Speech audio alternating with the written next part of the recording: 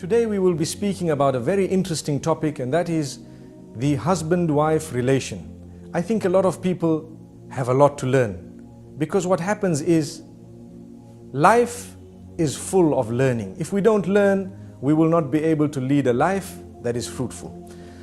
All of us, as we grow and whilst we are young and still growing, we have a dream. And the dream is, one day I will get married, and one day I will do this. You know, if it's a female, she would say, one day I will marry such and such a prince of mine. And the male will say, well, one day I will have the princess, and this what will happen, and this is the type of person. We need to know that this entire thought needs to be harnessed. And we need to think very carefully what type of a person we want to marry. The reason is that decision will determine the rest of our lives, whether we will lead a life of happiness or a life of doom.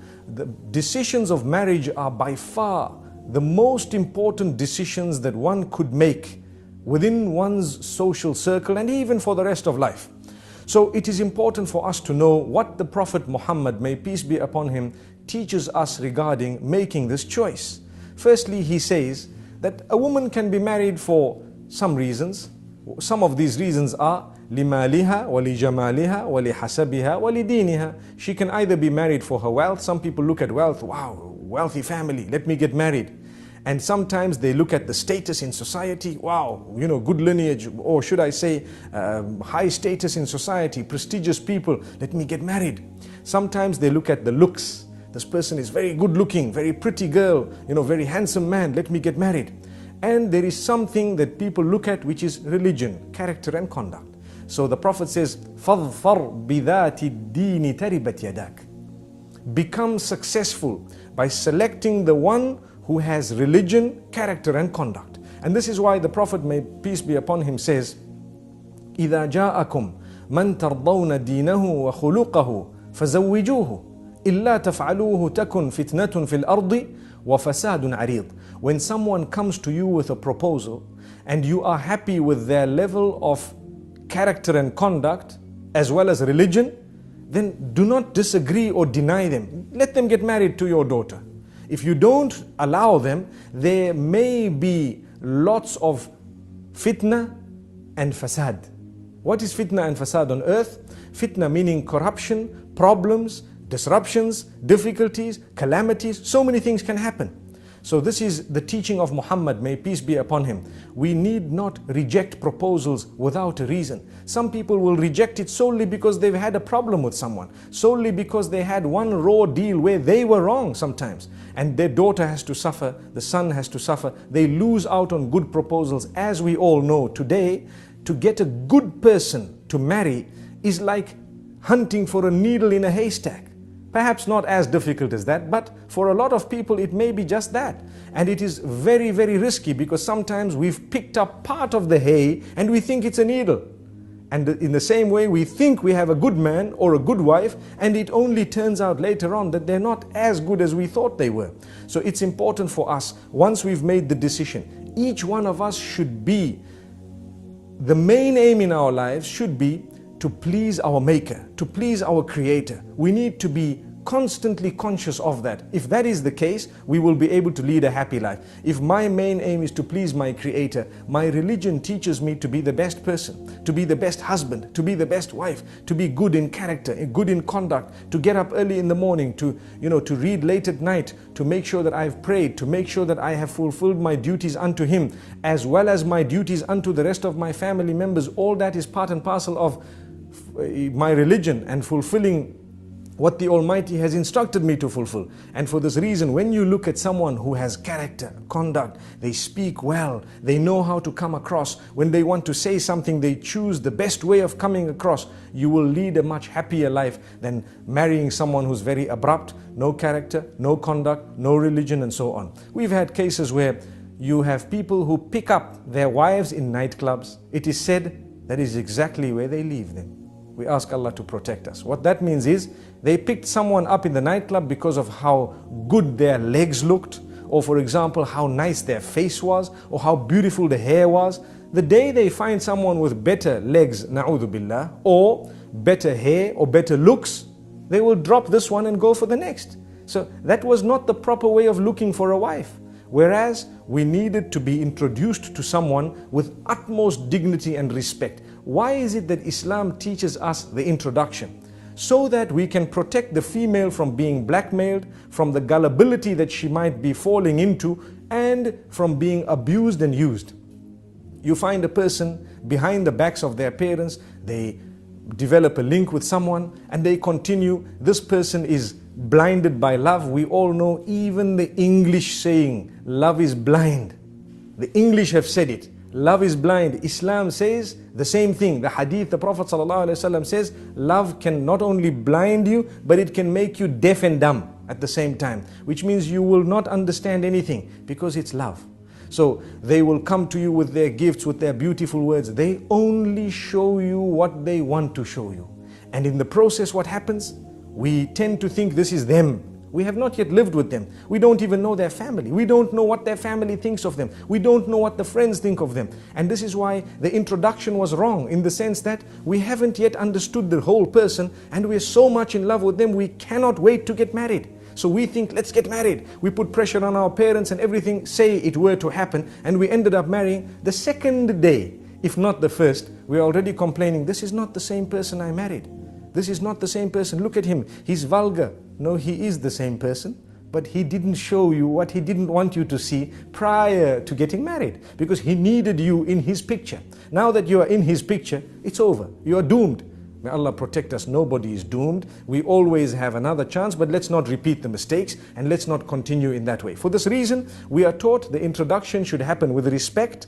And when it happens with respect, the elders need to know about it. Someone, some male needs to know about it and they need to approve of it, in the sense that they should guide us along. Before you fall head over heels in love with someone, you need to know their character and conduct, and you need to have moved through a category where you could have said no without it hurting you and without you feeling, oh, I've lost so much. This person is my enemy because they are telling me no, and that person is my enemy because they are telling me no. We don't want that type of behavior, and for that reason we protect the female especially from the beginning. Sometimes I know the world is preaching freedom and so on. Sometimes the word freedom is used to drop us into the dumps and we don't realize that. We don't understand it. Sometimes the word freedom is used in actual fact to enslave us. We don't realize it. And sometimes it is used correctly where we are, to be honest with you, to be practicing our freedoms. So we need to know what decision we make for the type of person we marry.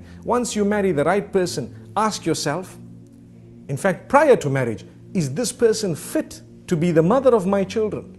Is this person fit to be a father to the children I expect to have? Will they be a role model? If that is the case, the way they will speak to me will be with respect. They will consider me, they will dignify. Whatever I have to say will be held in high esteem. If they need to correct me, they will do it in all love. They will do it with such goodness and kindness. When they walk with me, they will not disgrace me in public. They will be people who will try to look at things how I look at things. And at the same time, as I said, when they need to correct me, they will correct me in a way that will be palatable and acceptable. It will be digested quite easily. What we need to realize also is, husband and wife, many a times, the devil tries to bring them apart, rip them to pieces for nothing, for no reason. Sometimes it's because we become impatient with one another. We live with one another. This is why the Prophet, peace be upon him, says, خَيْرُكُمْ li ahlihi. If you want to know the best from amongst you, he who is best to his wife and his family members. The same applies to a female. She who is best to her husband and family members. If your husband or your wife or your family members can bear witness that you are a very good person, then indeed you are good, because you live with them 24/7. What's the point of your neighbors and your workmates and others thinking, wow, what a gorgeous man, what a lovely person he is? That's because you go to work, you smile, because you're being paid to smile. You work so nicely, you're so kind to your bosses and everyone because you're being paid to do that. Some wives wouldn't mind paying their husbands to see that smile, because we don't smile sometimes. We come into the home, we throw everything onto one side, we sit in front of the television with our newspapers and we're being spoken to and we're just saying, yes, yes, until they might even ask us, are you a fool? And you say, yes. This is the type of behavior we have sometimes. We don't even know what they're saying. Yet, Someone phones you from work, full concentration on the phone call. What is this? Is this not a double standard relation? Did we not understand that we are working in order to enjoy our life, our married life? We are not married in order to enjoy our working life. People have turned the tables. And this is why if your work is coming and interfering with your marriage, you'd rather leave your work than to end your marriage. We need to know this. Because if we are going to leave our marriages in order to make our work work, we will end up leaving every marriage we are in. No one wants to marry a person who's married to his job. We ask the Almighty to grant us understanding.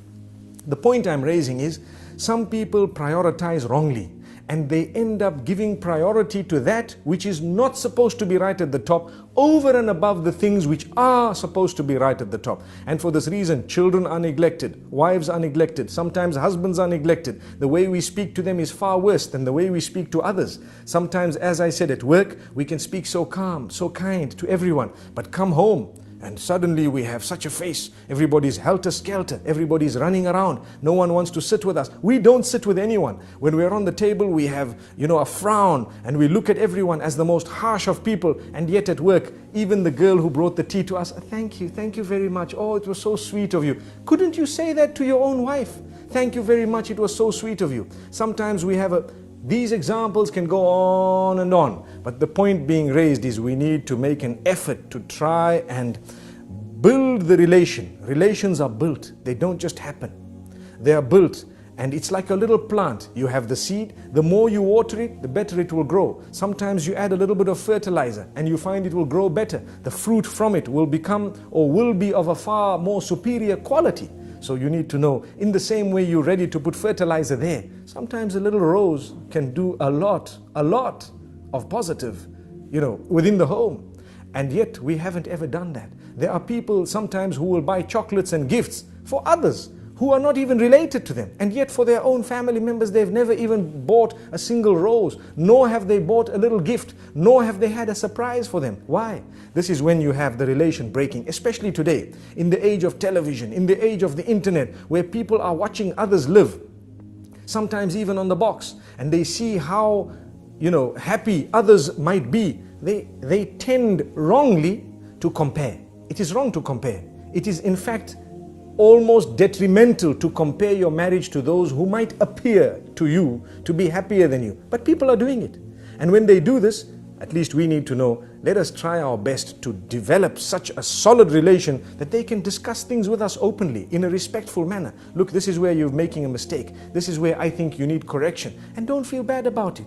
Take it. Some men think that we don't want to be corrected, and the same applies to some females. And this is husband and wife. We are supposed to be the closest, and yet we can't even communicate. If that is the case, we're wrong. We then have husbands who threaten and continue to threaten. What do they say? No, if you tell me this, I'm going to send you home. What type of a relation do we expect there? She has a right to highlight it, and you need to think about it. This is the closest person to you telling you that I think you need attention. And if they are really thinking that, then you probably do need that attention. Or you need to engage them in discussion and convince them why you don't need that. But you don't just dish out commands. I don't even have time. I don't have time to talk to you. I don't have time. Come the weekends, we're sitting with our friends. Well, why did you get married? You have a wife, you have children. These are the first order of your friends. This is the most intimate circle. If you are not prepared to spend time with them, then how do you expect the marriage to work? I think we've said quite a bit for today, and this is all food for thought. Obviously, whatever we've said applies to me firstly and then everyone else. And the idea is to conscientize one and all about this beautiful relation between husband and wife. This is only a tip of the iceberg. May we have another opportunity sometime to go a little bit further. Until then, Assalamu alaikum wa rahmatullahi wa barakatuh.